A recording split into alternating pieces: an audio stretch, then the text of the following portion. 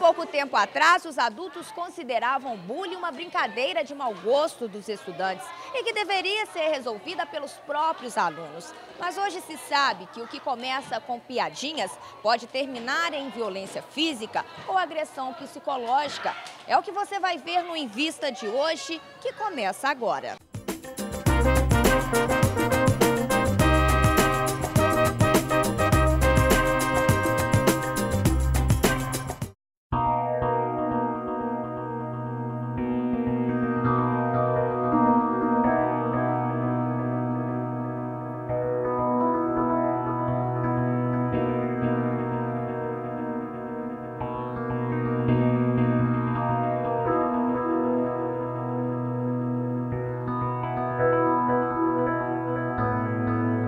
Eu digo que era para eu ser bem mais inteligente, muito mais. Não, eu reclamo de não saber escrever muitas coisas hoje, que eu tenho problema de escrita. Eu acho que é por isso, sabe? Porque meu começo da escrita foi o meu começo no bullying. Quando eu devia estar prestando atenção na aula, eu estava sofrendo bullying. Meu caderno estava sendo rasgado, minha mochila estava sendo suja de giz ou de canetinha, estava sendo jogada no chão, minha mochila. Estava arredando minha carteira.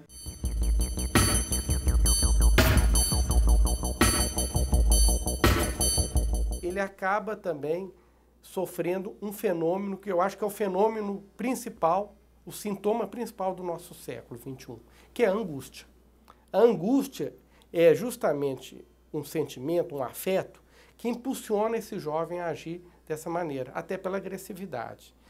A partir do momento que ele não tem onde colocar essa angústia, ele não tem uma família onde isso possa ser trabalhado, e isso fica cada vez mais difícil também nas próprias escolas, ele acaba atuando. O que é atuar? É fazer, falta um recurso simbólico para ele, ele acaba agindo de modo violento. Bullying são atos de violência física ou psicológica, intencionais e repetidos, para intimidar e agredir pessoas incapazes de se defender. O agressor, ele já sofreu alguma coisa, né? Ele sente a falta de alguma coisa. Ou ele tem coisa demais, ele pode ter carência de amor, ele pode, né, ser incentivado a competir, né? Ele tem certeza que se ele fizer uma coisa, ele não vai ser punido, né? Então ele acaba, por esses motivos, ele acaba fazendo as coisas porque ele sabe que isso ele não vai ter punição, né? Porque talvez ele queira que alguém sofra igual ele sofreu. Isso. Para a pessoa saber como é que é ruim o que ele passou. Uma pesquisa ouviu 5.168 alunos no Brasil. 10% dos estudantes sofreram bullying dentro da escola. Quando eu mudei de colégio, na 6ª série, eu entrei na sala, eu estava com o cabelo muito grande e muito vermelho. Aí um menino lá no fundo da sala olhou e falou assim: olha lá, parece o Ruivo Hering. Aí pegou o apelido de primeira, né? E até eu formar no colégio, meu apelido foi Ruivo Hering. Então já tive apelido de Cenourinha, Ferrugem e por aí vai. Eu sempre tive, assim, muitos problemas na minha casa e eu sempre mascarava tudo no estudo. Estudava. Eu era vista como a nerd. E, assim, aquilo, assim, todo mundo... Eu era muito excluída, muito. E eu era fechada por causa... Eu ia me fechando, eu não gostava de conversar com ninguém. Eu ficava assim, não, porque eu sou feia, eu sou gorda, eu sou aquilo. E eu ia me sentindo, eu ia me fechando. E cada vez que eu tentava me soltar, eu não conseguia, porque era mais bombardeio. Eu me sentia... Você não tem motivação nenhuma pra tentar... crescer, tentar, assim, socializar mais. Então, assim, eu faço terapia e isso, assim, hoje em dia eu sou uma pessoa muito mais aberta. 70% dos alunos declararam que já viram um colega ser maltratado. No Sudeste, o número chega a 81%. Eu convivi com isso numa época que eu não tinha muita noção das coisas. Então, no começo, eu ria da brincadeira e tal. Mas aí depois, eu fui me colocando no lugar do outro, percebendo como aquilo era horroroso. Eu me afastei de um grupo do qual eu fazia parte por causa disso. Ficava falando, porque fulano é gay, fulano... Sabe, aquelas brincadeiras chatas? Eu imagino o que é para uma pessoa, um negro, um homossexual, se sentir... A pessoa, literalmente, ela não tem por mais que ela queira, é aquela coisa, você tá no fundo do poço, você tentando subir, mas toda hora você cai de novo. Você precisa de alguém para te ajudar. E às vezes esse alguém, não adianta ser você mesmo, você precisa de uma ajuda, às vezes até de um profissional. Às vezes você precisa de ajuda dos seus amigos, você precisa de alguém que vai te dando, aumentando, porque não adianta. Às vezes eu tinha uma autoestima péssima, então não adianta eu querer me ajudar. Às vezes não é suficiente. Então você precisa da ajuda dos outros. E se os outros estão fechados para você, quem que vai te ajudar? Look who it is. No one holding your hand today, is there?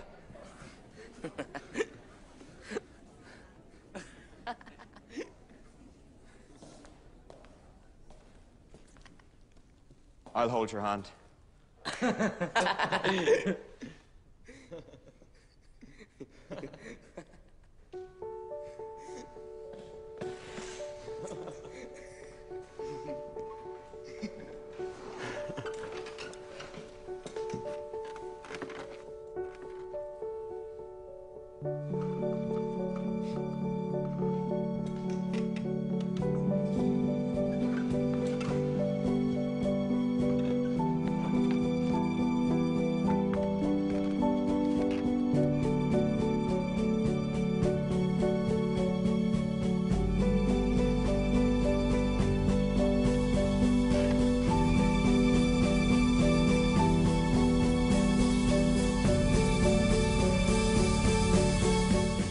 Caso que aconteceu aqui.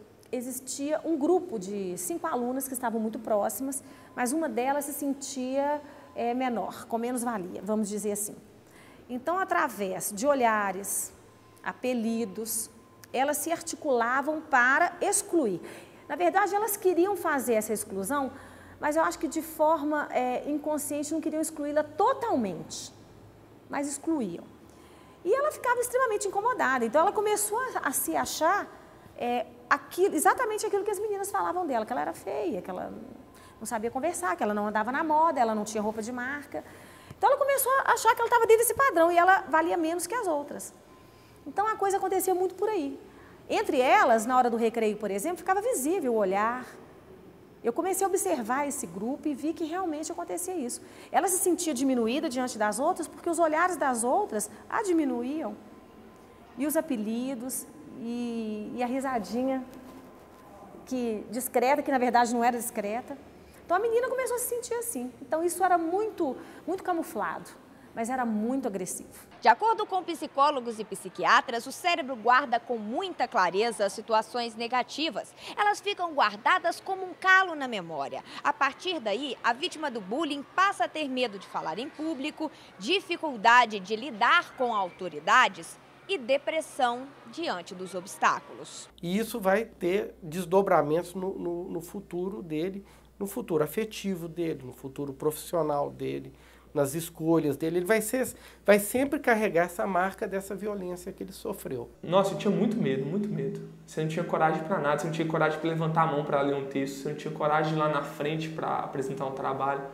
E isso acaba com seus estudos. Dos 66 ataques em escolas no mundo de 1966 a 2011, 87% dos atiradores sofriam bullying e foram movidos por desejo de vingança. Esse ato extremamente violento, que resultou numa série de assassinatos, aconteceu dentro de uma escola. Isso que é importante nós marcarmos. Quer dizer, aquilo que ao longo dos anos nós pensávamos que a escola seria um lugar de formação, de apaziguamento, de convivência, hoje está claro que a escola é um lugar de extrema violência. A criança tem vergonha de falar que está sendo maltratada. Nessa escola que eu fui, eu apanhei no meu aniversário. Eu apanhei mesmo. Eu saí 5 minutos mais cedo do meu aniversário, porque eles falaram que ia jogar ovo em mim. Aquela festa de garotada, era legal. Só que por eu corria muito. Aí por eu correr no meu aniversário, muita gente da escola foi atrás de mim e me empurraram. Eu caí no meio do morro, me ralei todo, machuquei muito. Jogaram ovo à força em mim, nem era uma brincadeira, não. Tava me machucando mesmo, aí me arranhei todo. Rasguei minha roupa de escola. Cheguei em casa acabado. No meu aniversário, acabado por ter sofrido bullying. Naquele dia eu falei assim, mãe, eu não quero mais voltar para aula. Fiquei uma semana sem ir na escola. Como que eu volto? Né? Como que você volta machucado, tanto por dentro, tanto por fora, com a escola toda rindo de você, se apanhando no seu aniversário. Você é o mais fraco da escola, no caso, sabe? No dia que todo mundo devia bater palmas para você, você está sendo machucado, sabe? A vítima do bullying, ela tem muitas dificuldades de dizer que ela sofreu essa ação violenta, perversa. Então, o que acontece? Muitas vezes, o fato dela não dizer, mas isso não significa que ela não vai se manifestar de alguma forma. E se manifesta muitas vezes. Às vezes, no próprio comportamento. Esse adolescente que sofreu bullying torna-se um adolescente mais retraído, mais tímido, com menos disposição para as ações normais do dia a dia dele. Ele se torna mais angustiado. São sinais importantes para que os pais possam desconfiar ou pelo menos perceber que está acontecendo alguma coisa. O que a gente está criando, a gente está plantando para colher no futuro. Então, se a gente não começar agora, também não vai ter nada no futuro diferente. Então, eu acho que a escola, ela está servindo aqui para auxiliar, para tentar interferir nesses assuntos, mas tudo parte de uma base familiar. Não só criança no colégio, não, adulto no trabalho, em todas as relações, sabe? E pensar realmente, se fosse comigo, o que eu estaria sentindo? É natural. O que acontece é natural. A gente tem que saber cuidar, saber ouvir, primeiro acolher o aluno e saber diferenciar uma coisa da outra. E outra coisa, não ignorar. É um assunto importante. A gente tem lido várias pesquisas em relação ao tema, como que, se isso não for bem cuidado, não vai ter fim. Eu acho que nem vai ter fim, mas a gente tem que cuidar no grupo que a gente convive com os alunos. Acho que a gente vai se acomodando e quando você vê, você está fraco, sabe? Eu acho que a gente não pode aceitar isso. Eu acho que a gente tem que ter coragem, sim, que isso estimula a gente a crescer, estimula a gente a estudar, estimula a gente a conquistar pessoas, sabe? Eu acho que a gente perde muita coisa aceitando o bullying. A presença dos pais, aí ela é fundamental. Os pais têm que estar presentes para que eles possam ser os primeiros a detectar e, ao detectar isso, dialogar com seu filho e, caso seja necessário, procurar um profissional.